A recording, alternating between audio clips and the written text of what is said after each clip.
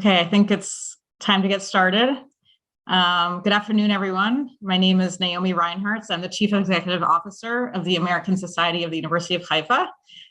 Good afternoon to those on the East Coast. Good morning to those everywhere else in this country. And I want to also welcome all of the people watching from around the world. I know we have people signed up in Canada, in Europe, in Latin America, and elsewhere. So thank you so much for joining. This is part of a series of ASUH webinars that we are doing every month to showcase some of the incredible work happening at the University of Haifa. I am calling in from Miami. I'm the recently appointed CEO of ASUH, and I'm pleased to welcome you to this webinar, in which we'll hear from University of Haifa staff and students from both the Jewish and Arab communities who are serving as agents of change in Israel. They're working together to pioneer a model for shared society that can give us all a sense of optimism and hope within the broader effort to achieve peace in the Middle East. University of Haifa is Israel's most diverse campus, located in the north. It's inspiring creativity and driving innovation. The university is a microcosm of Israel's rich social mosaic of Jews, Muslims, Christians, Druze, international students, and security personnel. They all study and socialize together in an atmosphere of tolerance and respect on our campus. For those of you who haven't visited the university or who haven't been to Haifa in a long time, I encourage you to visit. I was just there recently, and it's an incredible place to spend some time. So we invite you all to join us in visiting the university, and please share your questions and comments in the chat. We hope that you find this webinar insightful, and we ask all of our listeners to please also support the University of Haifa through the American Society in our mission. You can do so by visiting us at asuh.org/donate. And with that, I hand you over to my colleague and friend, Barry Shrage, who's a board member of the University of Haifa. He's based in Boston, and he will moderate our webinar today. Thank you, Barry. Thank you. So this is really an incredible time. I'm in Israel right now. You can feel after Yom HaAtzmaut and Yom HaZikaron, you can feel both the forces that are tearing us apart and the forces that could potentially bring us together. I really do think that this is a hinge moment in Israel's history. There's a lot on the line right now. And there are a couple of important questions. I mean, one for me, very, very clear. A year ago, I was filled with tremendous hope. We had the Abraham Accords. We had Ram in the government. We had a rising Arab middle class that augured well for the future, long-term future of the relationship. And now, of course, things have turned the other way. Everyone in Israel want to find a way through this. We think that the immediate emergency will somehow be solved, but cleaning up the damage afterwards will be a very long process. American Jews who are frustrated have two choices. They can either turn away, which in my opinion would be a total mistake, or find a way to be supportive. The way to do that is going to be to work through not-for-profits and through organizations that build shared society. In my view, the University of Haifa is at the top of that list. No one can do it better. 45% of the university's students are Israeli Arabs.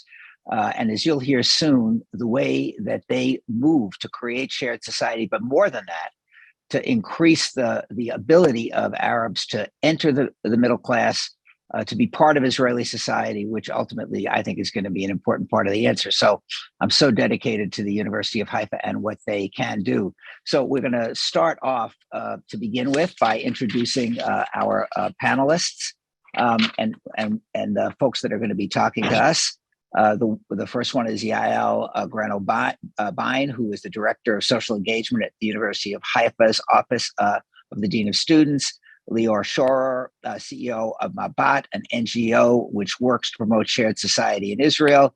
Nizreen Morkus, educator, I hope I pronounced that right, apologies, educator and group facilitator for the university's Jewish Arab Community Leadership Program, Yad Kezel, educator and coordinator of programs for Jews and Arab students at the university. Maya Shimoni, a Jewish student from the Haifa Lead Program, which we hold together with Haifa Boston Partnership, and Shaham Shalabi, an Arab student from the Jewish Arab Community Leadership Program. These are the people who will build the future of Israel if we give them the chance. And we really, it's imperative on us in the American Jewish community do what we can to give them a chance. So let's start off with Yael, who's a good friend and who does amazing work. So could you kind of describe for us how the programs that you run? For me, the magic here is that they both bring people together to work together. Sometimes dialogue doesn't work as well as actually working together to make a difference. And also the impact that they make on the communities of the North where they work, what they can do together, how that builds shared society, and then again, how that makes a difference to the communities that they work with. Thank you, Barry, and thank you everyone for listening to us and taking the time from your busy day. You know, we talk a lot about shared society. We talk a lot about Arabs and Jews and living together. But actually, if you look at it, little is done. In the past few years, we get less and less government initiatives. Things that have happened in the past are not happening anymore, mainly in schools and with children. And it's up to us to take the initiative and do something about it. And even if you go in our campus, and we have 45% Arab students in our campus, which we see as a huge achievement, as a wonderful potential for a real shared society. Yet when you walk around our campus, you'll see groups sitting apart. So together in classes, they sit together, but then when it's, break time, you go out and eat and drink something, the groups of Jews are sitting separately, the groups of Arabs are sitting separately.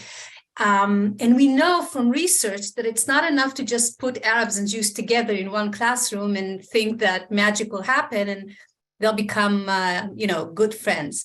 We know that there is a need to intervene and to facilitate a real dialogue.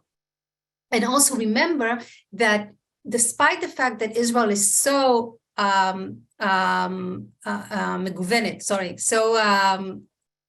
varied and the campus of Haifa is so multicultural, this is probably for most of the students, whether Arabs or Jews, it's the first time for real encounters and meaningful encounters, and it's the last chance for meaningful encounters because they're just a minute before going out into the workplace, which is pretty much segregated. So if we don't take this chance, these 3 years of studying together to create something meaningful, probably it will never happen. So for us, it's not an ideology. I mean, it's good to believe that Jews and Arabs should live together, but for us, it's a reality. This is what we have to do. Otherwise, our campus will not be a good place to be in. And we know that many Arab students are choosing to study in Haifa because of the atmosphere, because they know they'll be accepted, because it's a very inclusive campus, and we work to do that every day. So what do we do? Of course, we do dialogue. You can't do anything without a dialogue, but we also know that dialogue in itself has only temporary impact. So, I've talked to a lot of Arab students, Nasrin and Lior, who have been doing this for years, will attest to this. Dialogue is fun. The groups are coming together. There's a great facilitator and they're talking, getting to know one another.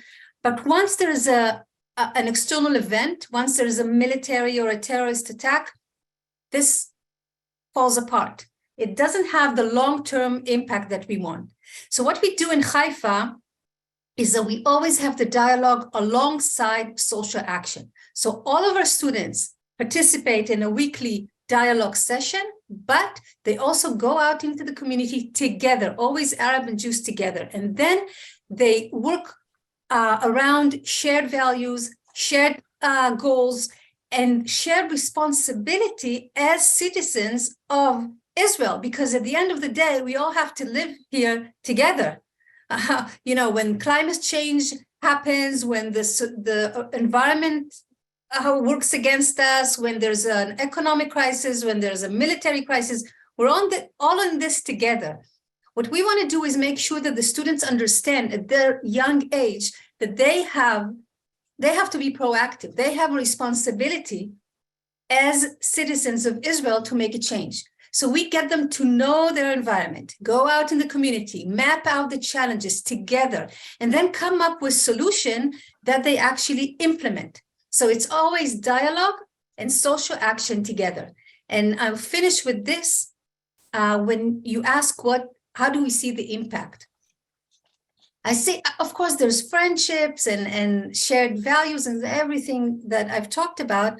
But I think the one important thing that I see now, and this is actually a result of the very stressful political situation in Israel today, is that we get through this to hear different voices in Israel, to come out of our bubble. And, academia is a bubble. And to hear about how other groups feel in Israel, how they feel that sometimes they're discriminated against, how they're not heard. I have to say that for me, it's still a shock. When I hear Arab students speaking, for me, even though I see myself as a very conscious person, I'm shocked sometimes at what they feel and what they experience. And we have to listen to that. Otherwise, we can't go anywhere productive. Thanks. I mean, this to follow up on that, it'll be important to hear from Nisreen, who's the one who really has to work right face to face as these various crises come and go, and as the ongoing work proceeds. And so, Nisreen, do you want to tell us a little bit about how you deal with some of the difficult issues that emerge and how you work through them to get to where you want to go? Hello, everyone. Wow, it's a big question, and I'll try to answer it in 5 minutes, because it's for me it's a long way with facilitating this group more than 10 years, and every year, and we are living in Israel and in our not easy situation, political situation, and urgent things that happening outside daily, every day. And we as facilitators have to be aware about what's happening outside and how we are going to deal with that with our group. And as you know, our groups, they are Palestinian young people and Jewish young people from Israel, and they live the conflict. They are coming to this course with their narratives, and it's the first time that most of them, it is the first time that they meet as Arab and Jewish. They in our life in Israel, most of the Arab people and the Jewish people are living separate, and they also have separate schools. Sometimes in mixed town they meet, but it's not this meeting that we have a dialogue and a long process for the whole year. And for them, we have to be very tense, حساس, رقيش, like sensitive for the circumstances outside, and trying to be a very professional facilitator. I have my colleague Ofer, he's not with us today. Me and Ofer have to try to make the environment inside the group very safe, that they can bring their attitudes and their feelings and their thoughts. But the most difficult thing that when you can, as you are trying to make the process inside the group as equal against the reality outside, and it's not easy, because most of the Arab students, maybe Sham will tell that later, they are living under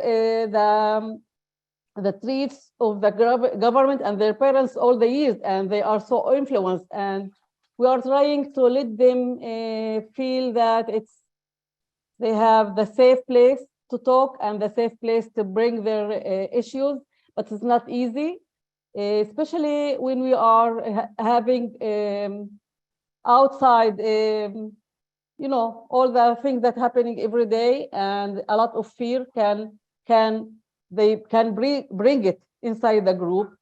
It's one of the challenges. Another challenge, it's usually who choose this program, it's my experience. The Jewish students who choose this program, usually they are from liberal sides, okay? And they are coming to the course or to the scholarship for doing things together at Haifa community. But we also have students that they are from the right wing. Yeah, and I'm trying to feel that these students can bring also their sides, their opinion. They can talk about the conflict, about the many assumptions that they have. And the third challenge that we have, that the two sides, the Arab students, the Palestinian students, and the Jewish students, mostly they have a lot of assumptions about each other. And we don't have enough time at the course to work on it, but we can hear these assumptions. And we know that the dialogue between them, working in small groups and working with the projects outside in Haifa, they can make a lot of, they can have a lot of facts about each other and a lot of questions. And we feel that when they work in small groups, they can have a fluent talks together. And another issue that I'm dealing with that, maybe it would be funny, but we are trying to have enough space for all the students at the group. And we also say you can talk in Arabic and language and Hebrew. And it's challenging me that I have to speak the two languages potentially. When they are speaking, I have to mix it to come to the other language through our dialogue, and trying to let the students also feel that it's so comfortable to speak in their language and as Arabic language, because the Jewish students, they don't know our language. And it's not, you can feel at the beginning of the course, the starting of the course, it's not easy for many students, Jewish students, to hear the Arabic language without knowing that, because most of the Jewish students, they don't learn the Arabic language at school. So for them, it's hearing a very different language, is very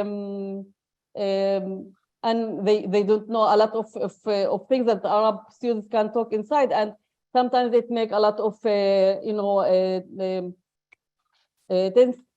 And we are trying to make it easier for the Arab students, that it's easy to the dialogue in their language, but it's not easy when it's a conflict, and then they have a lot of emotions to talk about it, and it's easy to talk with the Arabic language, and it will take most of the time that we have to translate it, and we can lose the purpose when we are trying to translate it.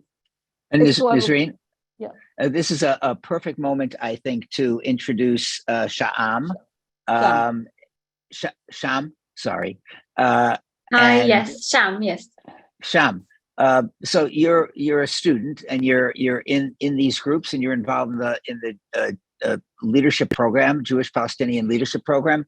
And so, but more than that, like, this is your life. I mean, you're beginning your future. All of this stuff is not abstract. You're going to live in this world that somehow gets created by these programs, by the people on the outside who like to destroy, and the people on the outside who want to build. How do you see this affecting your career plans, your participation in greater Israeli society as a proud Palestinian woman? How do you view these programs affecting your life? Hi, first of all, my name is Sham. I'm 22 years old. I study law at University of Haifa, and I take part in the Arab Jewish Leadership Program, which is facilitated by both Ofer and Nisreen, and Yael and Iyad are our supervisors in the program.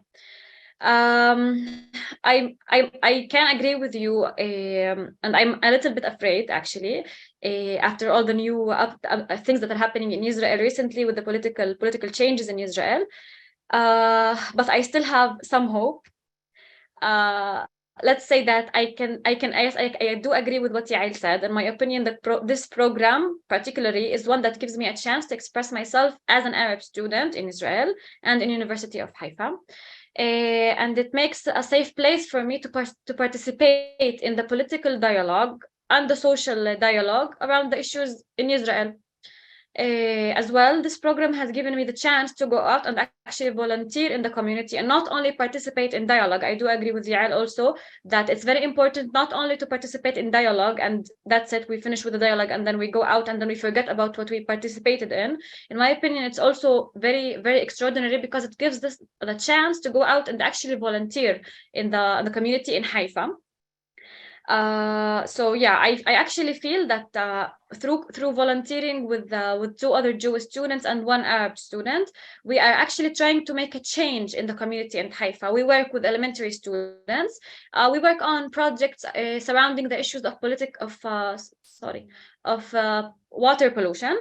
And in my opinion, working on such issues, but with the help, like being together, two Arab students and 2 Jewish students, in my opinion, that also can make a change, and not only participating in dialogues and having conversations about the Israeli political situation or the social situation in Israel. Let's say in University of Haifa, since I've started going to study in University of Haifa, I have never personally faced racism in the university itself. On the contrary, personally, I feel and think that Haifa University offers its students a very safe place and a comfortable space for me as a student and for Arab students in particular to express themselves and share their opinions, let's say through healthy communication. I feel as an Arab student in Haifa, in Israel, generally, and in Haifa particularly, that I have this chance more than other students have in other Israeli universities, let's say. When I first joined this program, I was a bit afraid, to be honest. I thought about maybe what if I didn't feel comfortable in sharing my opinion, in talking freely without being afraid of being judged.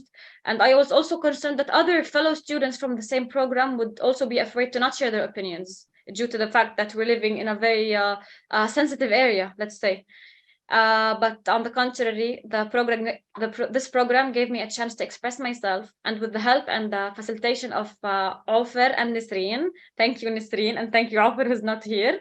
I have had the chance multiple times to share my own opinion and my honest opinion, let's say. And I also felt that the fellow students who were with me in the same program, got the chance also to think out of the box, to hear each other's opinion, to learn about the other side opinion as well, which is very important, I think personally, and learn also about the other side. So yeah, I feel that this program has given me the chance to express myself freely without being afraid of being judged, which is very important for me as a student. And yes, I do have. I'm a little afraid of how can the recent political changes in Israel affect my future, since I hopefully will be a lawyer one day, and I do want to work in a company hopefully one day, and I think that there might be a little effect with these political changes in Israel, but I hope that what we're doing here might at least make even if just a tiny bit change in the situation in Israel, and maybe we can affect these and help these little children in the school and affect the community in a positive way in order to make a change. Well, that's that's probably the most optimistic thing I've heard being in Israel for 2 weeks. And let me just say, we distinguish between optimism and hope. Rabbi Jonathan Sachs said that optimism doesn't mean much. Hope means a lot because it means that you're going to work on it, and I know that you are going to work on it, and you'll make a difference. You and the University of Haifa, we must believe that we can make a difference because everything is at stake for your future and for the future of the. If you don't make it, basically the Jewish state doesn't make it either. Kind of tied together. So thank you so much for your hope. And for your commitment to really make a difference. So we're going to turn now to Maya, who's been involved in the Boston Haifa LEAD project, and who's been involved with Boston Haifa, which I've been involved in for about 30 years. And you can perhaps give us the side of this that comes from the perspective of a Jewish student who's also involved in trying to build a better future. So Maya, would you say a few words for us? Of course, yeah. So I'm Maya Shimoni. I'm a student, a master's student in marine biology program. And yeah, we are in this program that basically aims so we go around Haifa looking for areas with issues and try and find ways to resolve them and trying to find projects that we could do to contribute to the community, specifically aiming towards interaction between Arabs and Jews. And we're a very diverse group. We've got Muslims. I myself am from the US. I've got someone else from the US and Israelis as well. And what I have found is this program has given us the opportunity to just interact with one another and create bonds with one another without having communication be the main focus. Because communication is important, of course, but it's more important to build these bonds naturally, in my opinion. And I think that that's what we're really missing.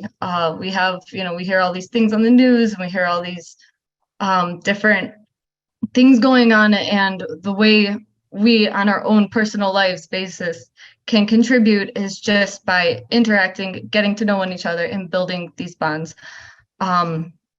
Interacting casually. And so some of the projects we've been working on, our project, for example, is to build a platform for Arab and Jewish women who are pregnant or either pregnant or just gave birth, and just like providing them classes perhaps, or something that can help them out. Another project we have in motion is violence, to help against violence against Arab women in the Arabic society. There's a project that talks about language, because language is a huge barrier. There are Israelis that don't speak Arabic and Arabs that don't speak Hebrew very well. That's a huge issue. Communication is key. So there's one that works on that. And there's one also that works on field trips in Haifa to get to know Haifa and just, contribute to community that way. And big changes start with small steps. And I think that that's the most important thing and our responsibility to do. It's important for all of us to take the small steps and just build interaction with one another as much as we can. So this is for both you and for Sham. Do you work with the other municipalities outside of Haifa? How do you work with them and the local residents to kind of plan change? So I could speak for Haifa Lead program. We go around and we meet with different local activists who have made a change just by listening and seeing what is needed, identifying the issue, and not just coming in to be the big hero, but being part of the community that needs the assistance and having them take control because they know better than anyone. So we've had multiple meetings showing different case studies that have succeeded, and that's how we contribute in that way. Sham, do you have any? Yeah, can I just sure. intervene for a minute, Barry? Maya and Sham are involved in programs that take place in Haifa and within in the city of Haifa. But aside of that, we have programs with, I think, almost every Druze village in the northern part of Israel, a lot of Arab cities and villages, and of course, other mixed cities. Akko, for example, we've been working there for the past 2 years. We have a mixed group of Arab and Jews living in Akko, working for Chair Society in Akko, which you might remember 2 years ago had Big problem. Very, very disturbing events. So we see ourselves responsible for the entire northern parts of Israel. We choose students that live in these areas out of the understanding that if you live there, you should be the ones to bring the solutions. You should know your community. You should take responsibility for your community and work within it. Yeah, thank you. I mean, I think that's so important, both for Haifa and for the communities surrounding it, for the mixed cities. Whatever is taking place at the national level, important as it is in government, you still have a vast civil society that is underneath the government and that still functions and that's been functioning whatever the government's going to do. And you have local municipalities and local governments. there can't be change at the national level. There can be change there. And the University of Haifa and the work that you're doing both in Haifa and in the surrounding communities is an incredibly important link to all that. Iyad, do you want to add something about the special challenges that face the Druze community? Hello, thank you very much for the opportunity to meet with you today. I am a coordinator in the social engagement unit at the University of Haifa for 25 years.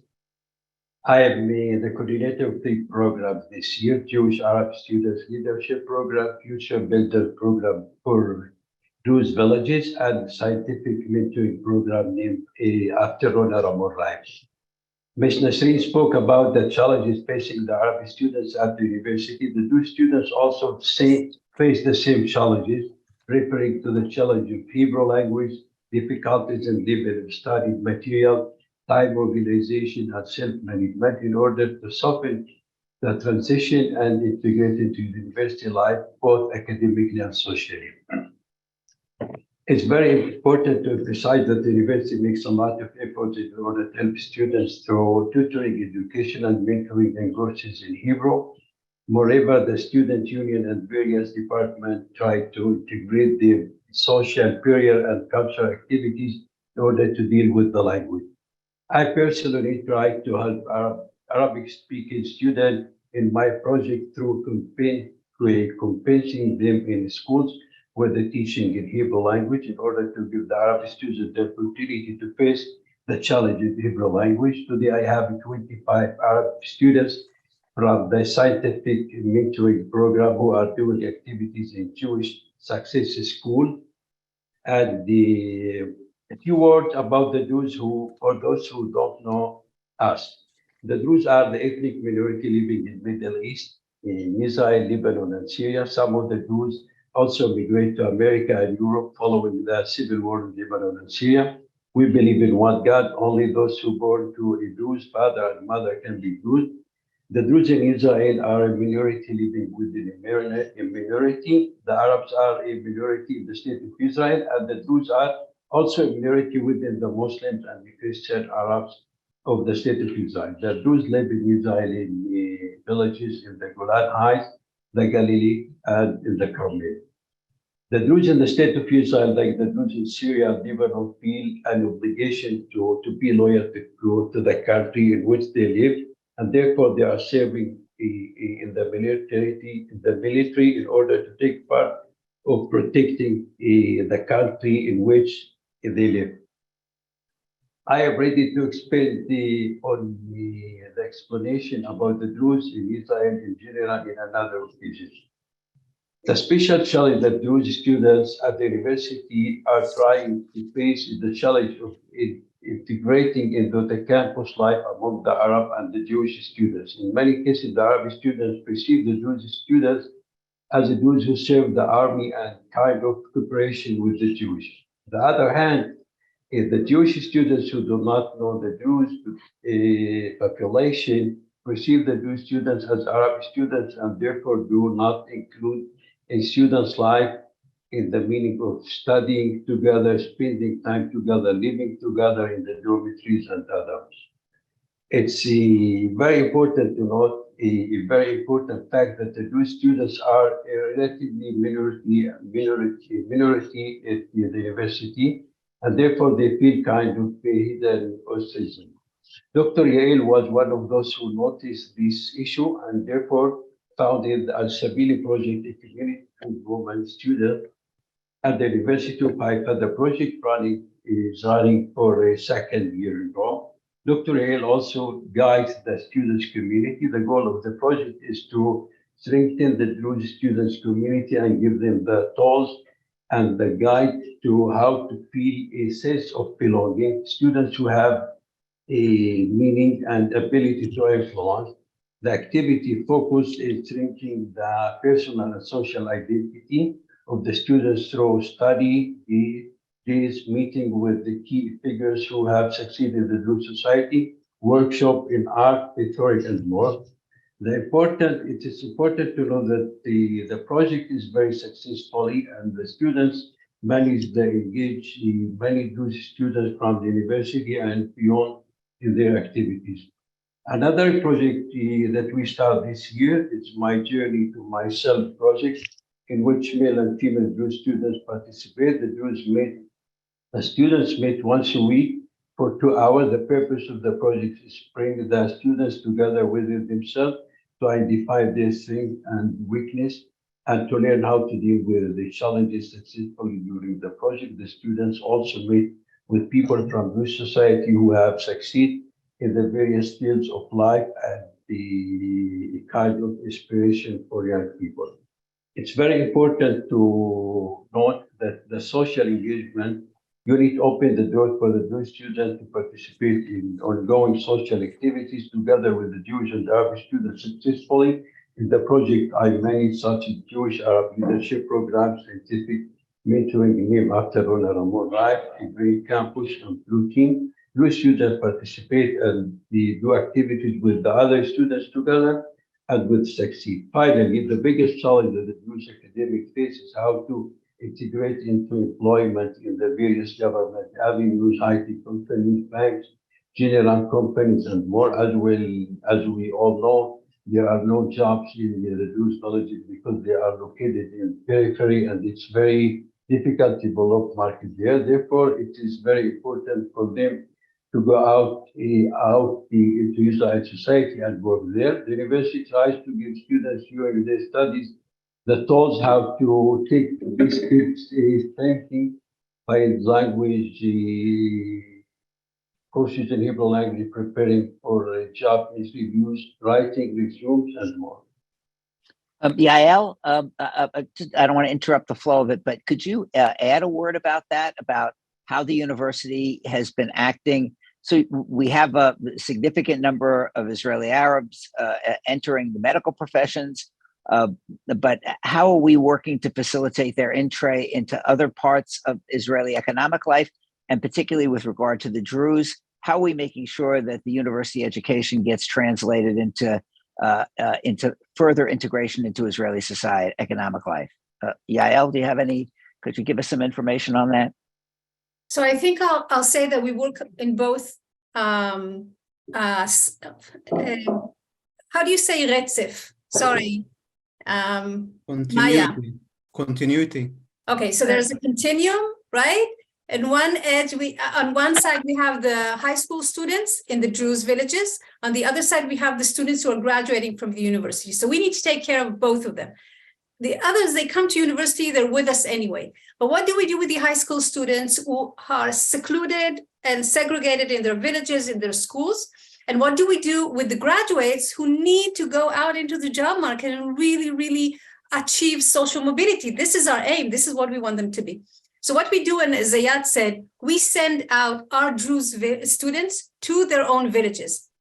And we equip them with the skills and the tools to go back to their high schools and open up the possibilities that higher education provides them and encourage them and their parents. We always work with the parents as well because they're so significant in the Druze society.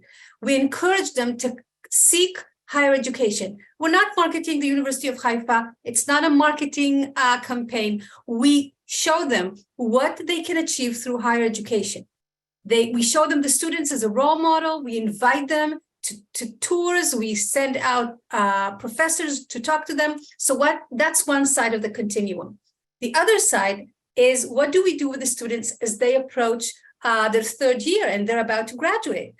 How do we help them understand the very, very competitive job market? How do we help them get out of the villages, find work that creates social mobility?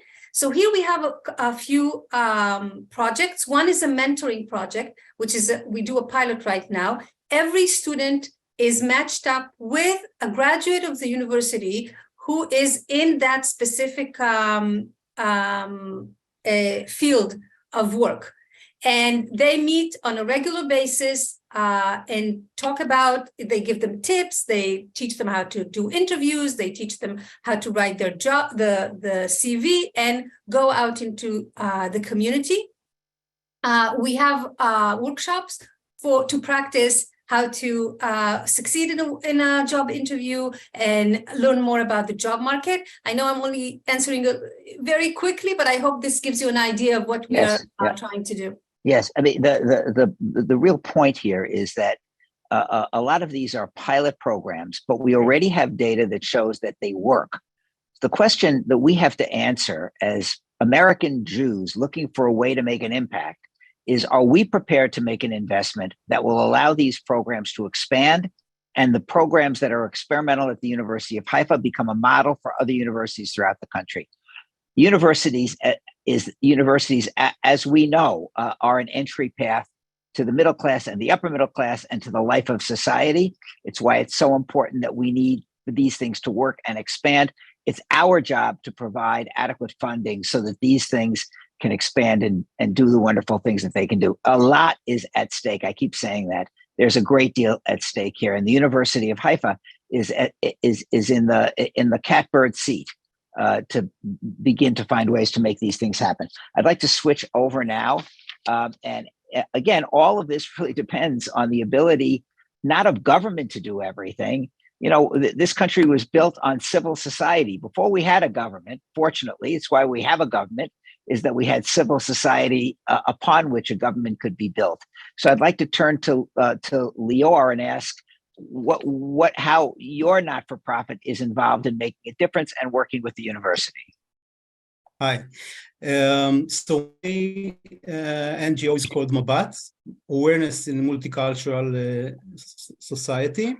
And we share the same perspective of the multicultural paradox of the Israeli society, right? We live in the most diverse society on earth per the size of its population on one hand. On the other hand, the society is so segregated and people live in different communities, learn in different schools, etc. And as it was mentioned, for most of the students in the academy, the time on campus is the first opportunity they even have to be side by side with all others on a relatively same basis and communicate and learn from this encounter. And this does not come easily or naturally, and this is why we need to create these partnerships with the universities. And this is our main mission and activity. So I must relate to what you just said about Haifa University being the cutting edge of this experience in the Israeli academy. We have the opportunity and the privilege to work with 8 to 10 different universities and campuses around Israel and have 20 to 30 different programs of dialogues for students. And our partnership with the Haifa University is one of our oldest programs. We've been working in this field for 14 years, and with the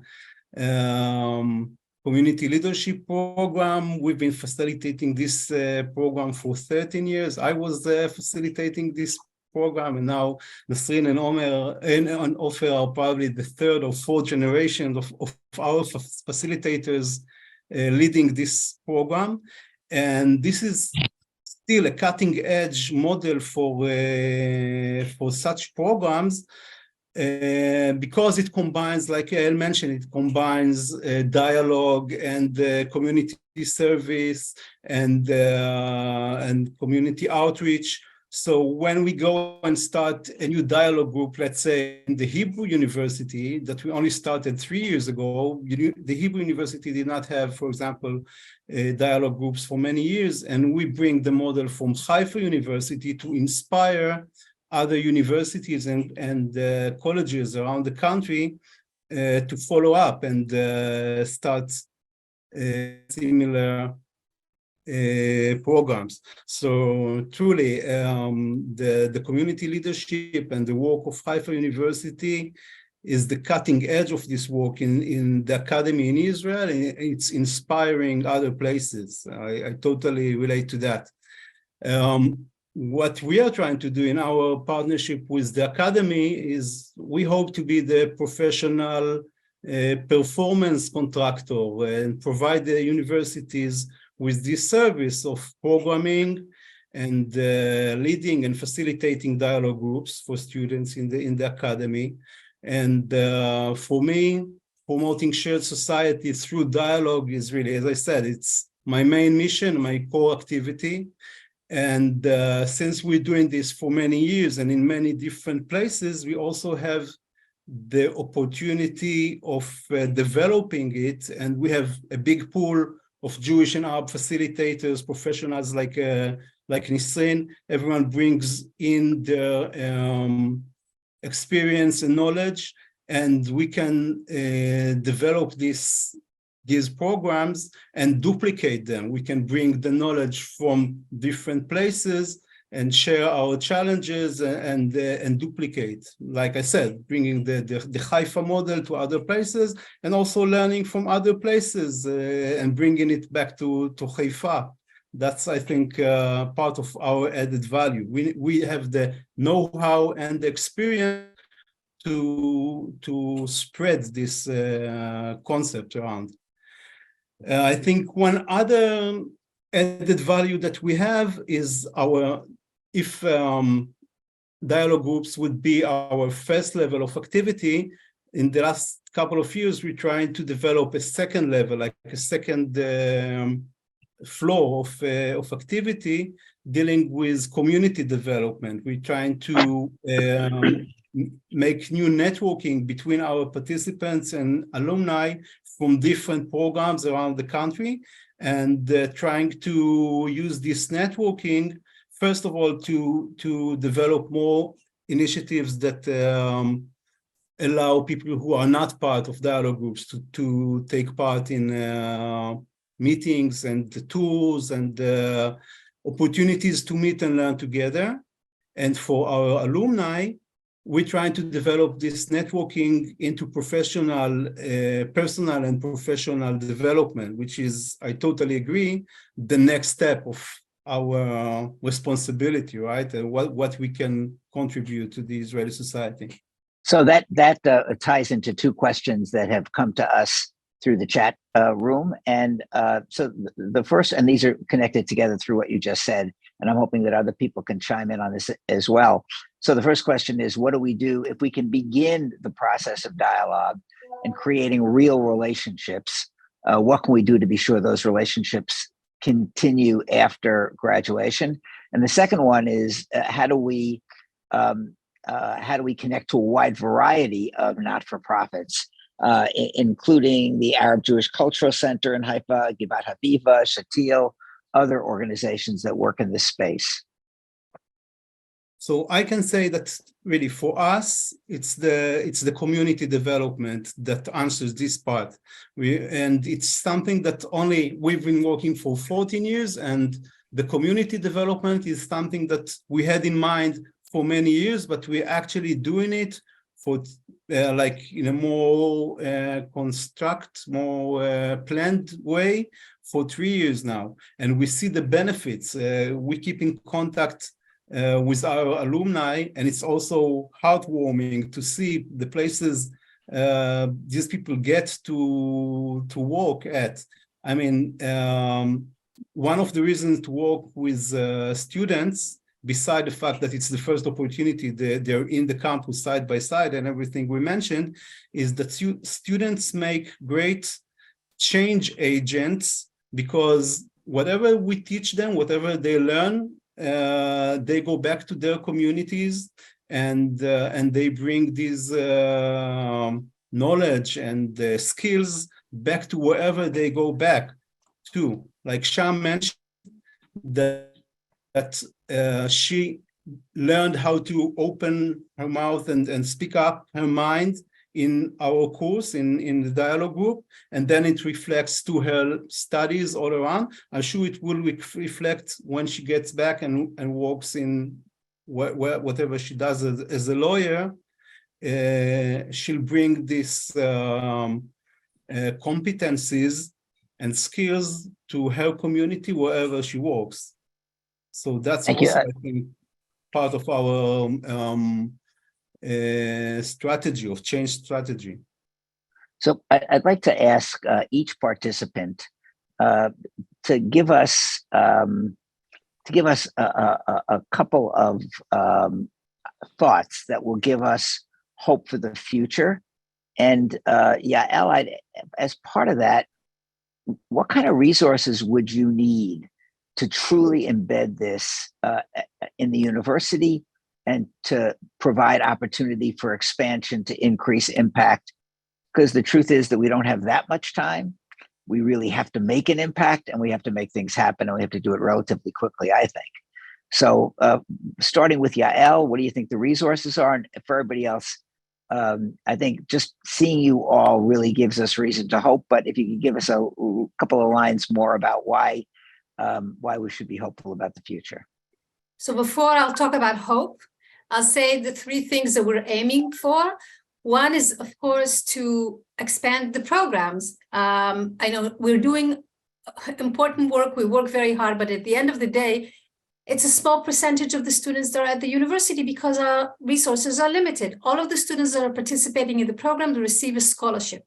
This is a way for them to pay for their studies by giving back to the community. We don't believe in giving out scholarship just for nothing. So we need more. I'm being very blunt here. I'm sorry. We need more money for scholarships. That's all we need. These students, just to give you an idea, 50% of the University of Haifa students come from the lower echelon. Right? Echelon. Right. I never knew how to say the word. It's very complicated.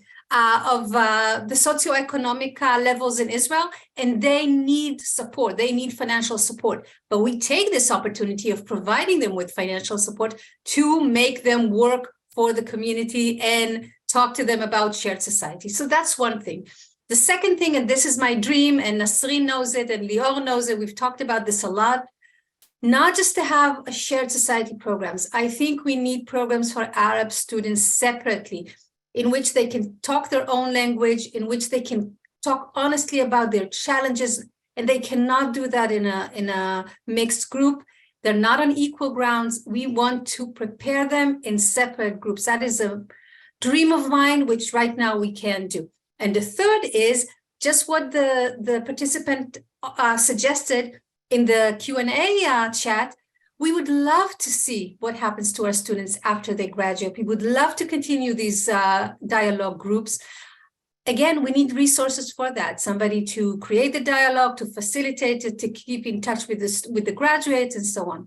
So something hopeful. Oh my God, it's very difficult to be hopeful these days in Israel. I have to be honest, I cannot lie. But I have to say that the people we work with are so caring, are so dedicated. Both the students, I think you saw two examples here, Maya and Sham, whom I'm in love with, I have to say. Aside of the fact that they're so beautiful inside and out, they're just committed, they're dedicated. This is what they want to do. And Nasreen and Lior and Iad and all these people, we talk on over the weekend. We prepare proposals. We submit requests for funding, and we do it because we believe that is the only way, and we do it together. And I love every minute of working with these students and these people. So I guess that's hopeful. I'm going to come back to that in a minute, but anybody else want to share a moment of hope? Just because I have to leave you, but I have a couple first, because I'm working with the students from the beginning, from the first of the year, and when we leave them in June, I can watch what's happening in the group between them, the not just the relations, also the talks between them, the opening minds, the friendship. Sometimes you can find that Arab and Jewish at Haifa University are sitting separately, and just try to have a video camera and film the group process through all the year. You can feel the change. For that, I am continue facilitating this program, because I can see and I can watch what's happening between the Arab and Jewish students, even we know that there's a gap because the Arab students are younger than the Jewish, and the problem with the language. And Yael talks about the need to have I call it pre-year for preparing to the dialogue group. Thank you very much. Yeah, thank you. We're closing off. Just wanted to add something to what Yael said. So, the American Jewish community watches all this and sometimes feels despair, which is, in my view, not permissible. Yael, you can feel a bit pessimistic. You have a right. You're there.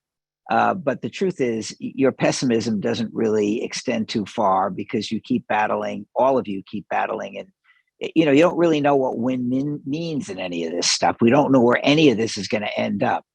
But we can at least feel that we've participated in the fight for a shared society. We can do things that will make things a bit better or a lot better. But this really requires the people who we're talking to, the people who are listening in, to decide they want to do something. Kvetching won't get us too far, but participating with you in making the dreams that you do have come true.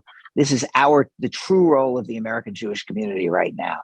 As I said, complaining won't get us anywhere. We need to participate. We don't vote, but we can participate with our philanthropy in places where we can make some difference so that when the chaos ends, there's something left to build on. And that's the role of the University of Haifa. And it's so important. Naomi, would you like to close it off? Yeah, and I think I saw one more hand raised from the panelists. I don't know if there was anyone else that wanted to share final thoughts. I want to give you that opportunity. So Lior. If we have a moment, yes.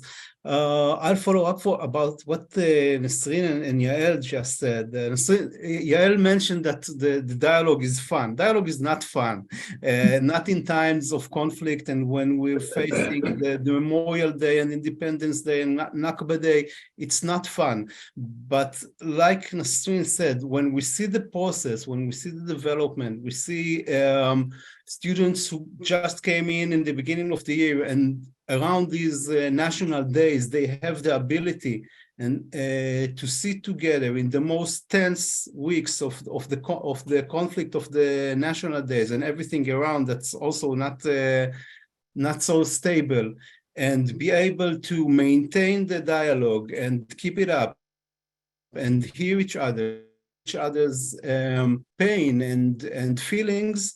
That's optimistic for me. And on the Israeli side, there's always the complaint that there's no partners. There's no partners on the Palestinian side. There's no chance for peace because there's no partners and so on. I think everyone goes through these dialogue groups, understand there is a partner, and on both sides, right? And this, for me, is the most important part. I think if I allow myself to be a little bit more political, I'm not talking on behalf of the university, but I personally believe that Jewish-Arab partnership is the efficient game changer that can change things around Israeli politics and society. And I think this is as important as anything else we're doing to create these partnerships. Thank you, Lior. And Ayad? I want to continue the hopeful message of Nasreen. This is my second year as the coordinator of the Arab Jewish Leadership Program. I can help you say that I witnessed a civilized, considerative, responsible Jewish-Arab dialogue. I've also witnessed development of personal relationship based on respect and the appreciation between Jewish and Arab students. It's very important to emphasize that this is one of the most important facilities just in order to bridge the gap between Arab and Jewish, especially on prejudice idea. This is the time at the University of Haifa. This is the best team to do the job. Thank you. Anyone else have their hands up? I know we want to close. Maya? Yeah, just very quickly, I just wanted to say that, yeah, we don't have the solution and we don't have very much say in what goes on big picture wise, but what we do have is the ability to interact and build bonds with one another. And I think that is a very important thing to focus on. And I feel like Haifa is probably, I've lived around Israel, Haifa is the best, most diverse place for this to happen. And I just really appreciate being here and having this opportunity to be a part of this. And yeah, thank you. Thank you so much. And thank you to all of our panelists. Thank you so much to Barry Shrage for moderating and hosting us from Israel, who just spent a wonderful few days with a delegation from CJP in Boston to the university and to Haifa. And I know there's so many people and delegations in Israel right now for the 75th anniversary of Israel. So I want to say happy Yom Ha'atzmaut and Chag Sameach to everyone who's been celebrating Israel's birthday, not only in Israel, but really around the world. The images of the celebrations are amazing. And despite the challenges and flaws and issues that Israel faces, just like any other country, we support the state and we love visiting and we support all of you for the important work that you're doing in Haifa and at the university. So thank you again to all of those who have been watching us on Zoom and on Facebook Live. I know many of you have asked us if this will be recorded. So for those of you who couldn't watch today or who'd like to rewatch it or share it with your friends and family, we will be sending out the recording next week. To all of you, we will also be posting the recording on our website and on our YouTube page. So please follow us by email, sign up for our newsletters on our website, follow us across all social media channels. If you have any questions or if you'd like to get further involved with the university or at the ASUH, please email us at info@asuh.org. And as everyone on this panel mentioned, we can't do this without your financial support. All of these programs really need support to survive and to thrive. So if you'd like to donate to these programs, please visit us at asuh.org/donate. Thank you again for supporting what we do, and we will see you at our next webinar in May. Have a wonderful rest of your day. Thanks, everyone. Bye-bye. Bye-bye. Bye-bye.